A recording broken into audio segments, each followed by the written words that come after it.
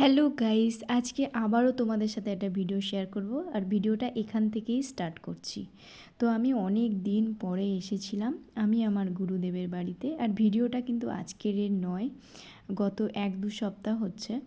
তো ব্যাপারটা হচ্ছে, এখানে আসার পরে না আমার খুবই ভালো লাগে এনাদের এখানে ঘুরে ফিরে জায়গাটা দেখতে, বা খুব বড় একটা স্পেস। আর খুব সুন্দর সুন্দর শীতের দিনে ফুল গাছ এনারা লাগিয়েছে।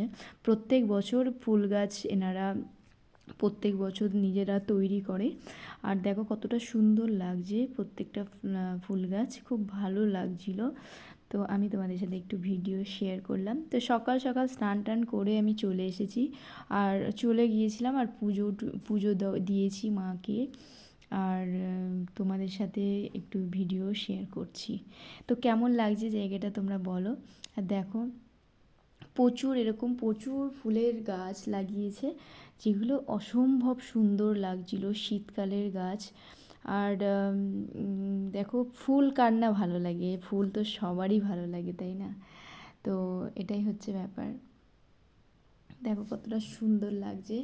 তো প্রত্যেকটা ফুল গাছ এনারা যত্ন সহকারে মানে তৈরি করে, বা এনারা যত্ন করে, যত্নের জন্য গাছগুলো এতটা সুন্দর মানে হয়ে উঠেছে। আর চলো তোমাদেরকে মাকে দর্শন করাই। তো এই মাকে আমি পুজো দিতে আসি, প্রত্যেক মাসে আগে আসতাম, এখন আর আসা হয় না তেমন একটা। তো এটাই ছিল আজকের ভিডিও। তো তোমাদের কেমন লাগলো বলো। দেখো মানে 3 মিনিটের ভিডিওতে তো অত বড় করে কিছু দেখানো যায় না, তাও তোমাদের সাথে যতটা পেরেছি শেয়ার করেছি। তো এটাই হচ্ছে ব্যাপার। শীতকালের গাছগুলো অসম্ভব সুন্দর হয়, আর শীতকাল মানেই খুব সুন্দর সুন্দর ফুল ফল সবজি একদম টাটকা ফ্রেশ পাওয়া যায়। এগুলো তোমরাও জানো আর আমিও জানি, মানে শীতকাল মানেই একটা খুব সুন্দর একটা ফ্রেশনেস, প্রত্যেকটা দিনের একটা ফ্রেশ, প্রত্যেকটা দিন শুরু হয়। আর খুবই ভালো লাগে শীতকালে, খেয়েও শান্তি, ঘুরে শান্তি।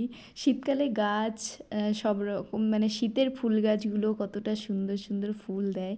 তো এটাই হচ্ছে ব্যাপার, অসম্ভব সুন্দর জায়গা, মানে কল্পনাও করা যায় না।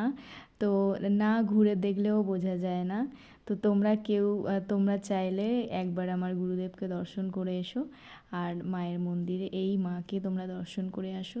মা খুব জাগ্রত, আশা করি তোমাদের মনস্কামনা পূর্ণ করবেন। আর এই ছিল ভিডিও। তো কেমন লাগলো বলো। টাটা, সবাই ভালো থেকো, আবার একটা নতুন ভিডিওর সাথে দেখা হবে।